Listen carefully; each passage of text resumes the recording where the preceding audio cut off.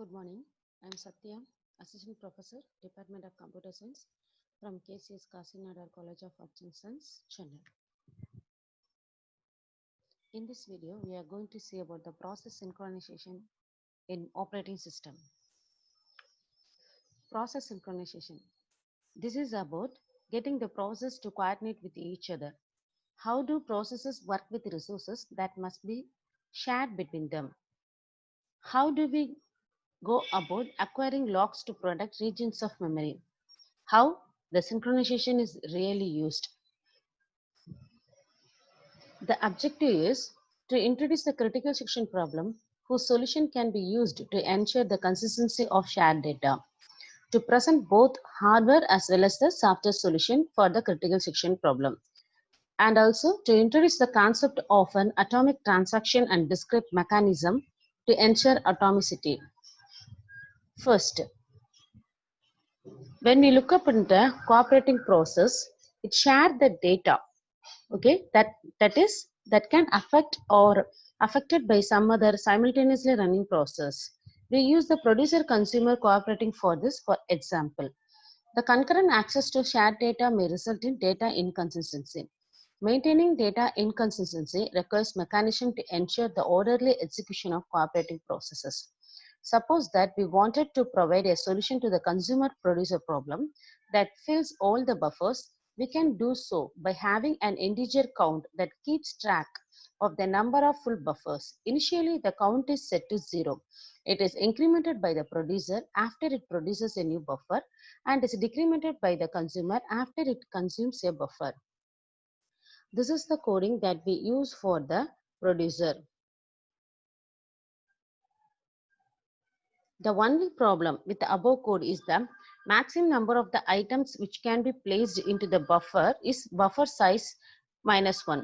One slot is unavailable because there always has to be a gap between the producer and the consumer. That is, the count is the variable that reaches the buffer size. Then it says that the buffer is full. Then it's do nothing. Else the buffer has some space. So we are incrementing the space and we produce the data that produced into the buffer. This is the coding for the producer. At the same time, we are incrementing the variable count plus plus. This is the consumer code. If the count is 0, there is nothing inside the buffer. That is, the buffer is empty and we do nothing. Else, there is something in the buffer and we are consuming that by buffer of out.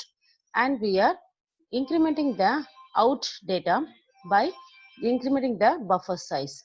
And at the same time, we are decrementing the count variable by minus minus. Here, unfortunately, we have introducing a problem because both the producer and the consumer are adjusting the value of the variable count, which can be lead to a condition known as a race condition. In this condition, a piece of code may or may not be work correctly, depending on which of two simultaneously processes executes first. And more importantly, if one of the processes get interrupted, such as that process may runs between important steps of first process. The particular problem solved can be come from the producer executing count plus plus. At the same time, the consumer is executing count minus minus. If one process gets part of through making the update and then the other process butts in, the value of count can get left in the incorrect state. Each of those are single instructions. They can be executed by the variable having 3 steps: fetch counter from memory into the register, increment or decrement the register, store the new value of counter back to memory. If the instruction from the two processes get interleaved, there could be serious problems such as given in the coding. Here, the resulting value of the count, if the order of statements T4 and T5 were reversed, then what will be happen? That is known as the notoriously difficult to identify and debug. Because of their various nature, they only occur on race conditions and only when the timing is just exactly right. The solution is to only allow one process at a time to manipulate the variable count. This is very common occurrence among cooperating process. So let's look at same ways in which this is done, as well as some classical problems in this area. This is the problem in the producer consumer problem, okay, and we are going to see the solutions for this in the next video. Thank you.